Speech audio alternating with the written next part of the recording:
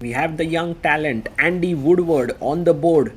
He's one of the best talents of US chess and he's playing at the Naroditsky Memorial Rapid 2026. In this game, he's facing the one and only Javokhir Sindarov, the World Championship challenger. Now, Andy won the Tata Steel Challengers and he also played really well in the Sigmund tournament where Magnus and everyone was playing. Now it will be interesting to see how he fares against Sindarov. Javokhir enters a bit late to the game. It's 10 minutes plus 5 seconds increment. E4, C5, knight comes out to F3, and you have the open Sicilian.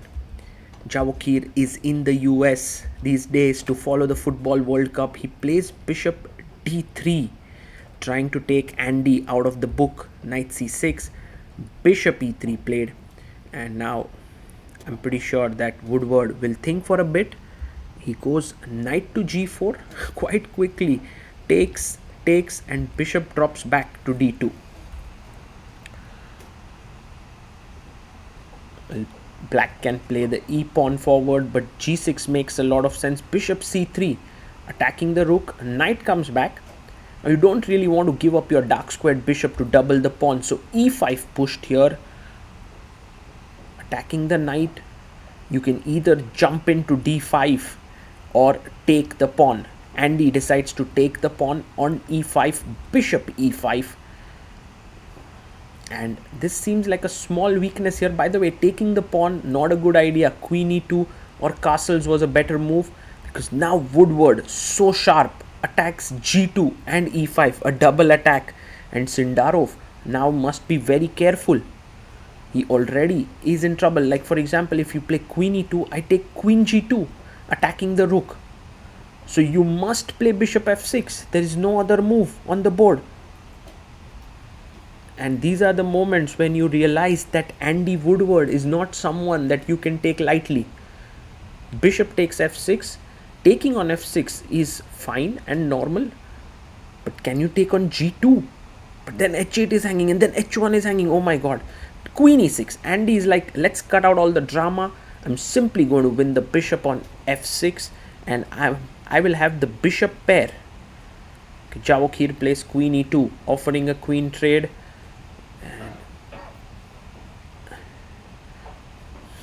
Queen takes f6 taken.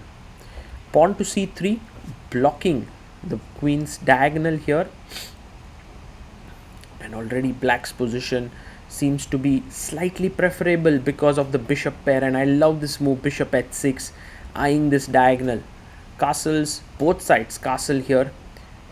Well, if white can get knight a3, knight c4, rook d1 and rook e1, should be completely okay.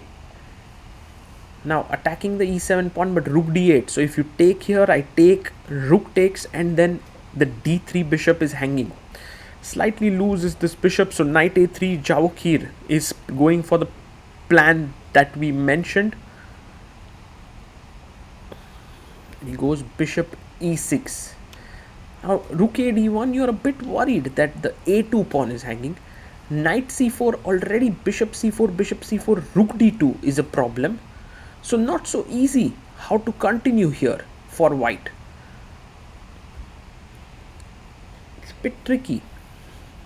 He goes rook e d1. It's slightly unnatural when your other rook is undeveloped, but as we said that the pawn on a2 was hanging. Rook b8 played. Now this move attacks the pawn on b2, bishop c4, offering a trade of bishops, bd5. Nice little move. If you take here, it improves my structure as black. Sindarov now goes rook d4. He's planning to double the rooks on the d file.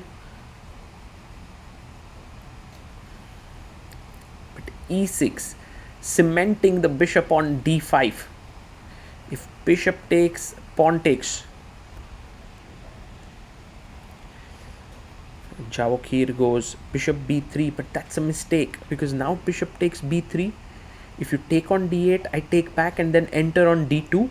And if you take here, I simply take, and this is better position for black. So bishop b3, just simply taking here gives black a good solid edge. But sometimes, the bishop on d5 is so nicely placed, you don't want to give it up so easily. But at the same time, you have to understand that c4, by the way, the rook is hanging right now, but c4 could potentially trap the bishop. So Woodward taking his time, he has 4 minutes on the clock. Sindarov also similar time. He goes bishop f8, not the best move, but one can understand his idea now. He wants to play bishop c5. Also bishop takes a3 is possible in the position.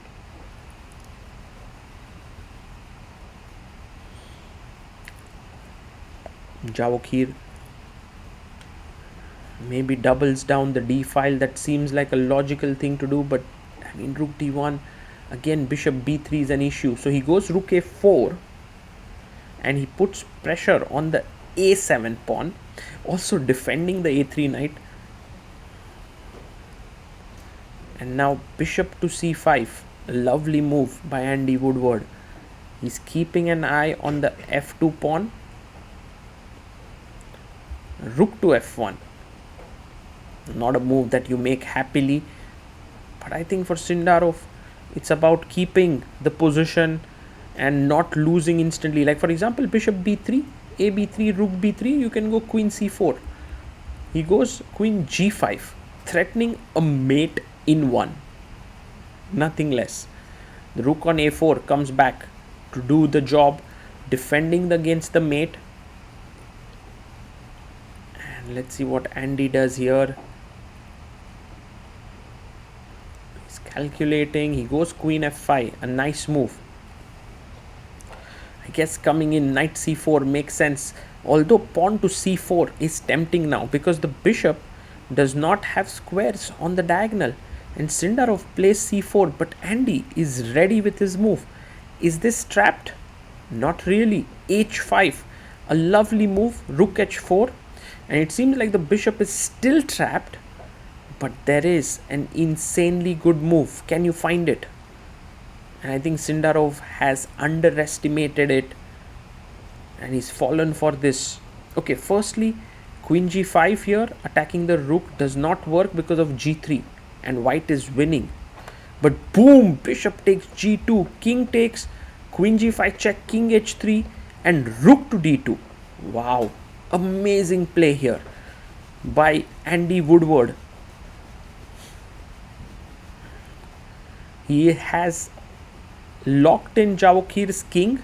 He's a piece down, but he's saying like, what are your pieces doing here? Nothing. Rook d3, massive threat to win material. Bishop c2, but the bishop is now loose. If you take on a3 and take on c2, you would have a winning position. And he takes it. Bishop a3. Javokhir Sindarov has been completely outplayed by this young American who doesn't stop to impress every single person with his play. So good is Andy Woodward. By the way, queen trade offered. You can accept it. You can also decline it. Taking makes sense, I think.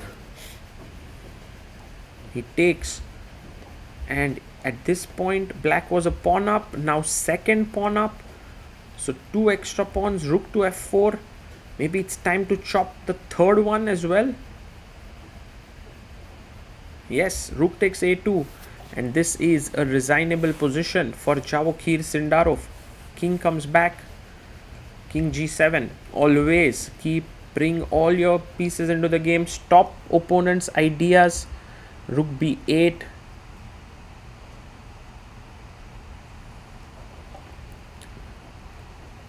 Well, Andy knows that he's winning. g5. Rook to f3. And now rook c2 attacking the c4 pawn. The rook comes back to defend it.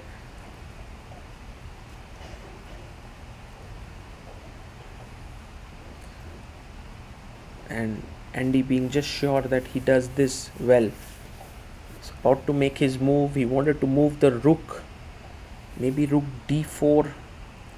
But then rook b7 could be a problem. So king g6. Rook b8 played. If you take on c4, maybe check is a bit irritating. So king comes back, rook b4.